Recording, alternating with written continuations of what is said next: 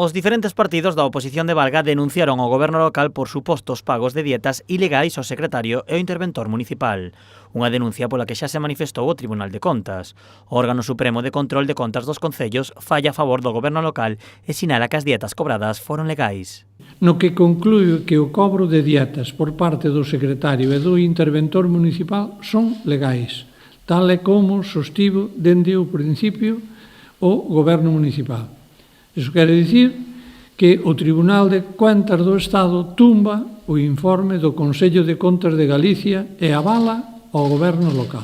Segundo o Concello, o Tribunal de Contas non considera que se cometese ningunha ilegalidade e solicita o arquivo da causa. Que os pagos denunciados como indebidos estaban legalmente autorizados e que as presuntas irregularidades quedaron suficientemente xustificadas, polo que non se aprecian indicios de responsabilidade, solicitando o arquivo do procedemento.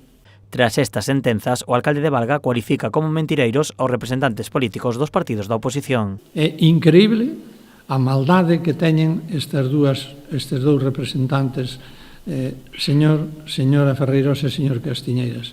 Canta maldade, canto odio, canto lixo soltaron polas súas bocas. Bello Maneiro incluso tirou de ironía para mandar unha mensaxe aos partidos da oposición. Nós, por suposto, non lle vamos a pedir á señora Ferreiros do PSOE nin ao señor Castiñeiras das Mareas que dimitan.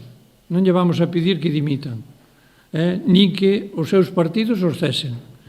Para nós son os mellores candidatos posibles. Os ideales son os mellores, os ideales.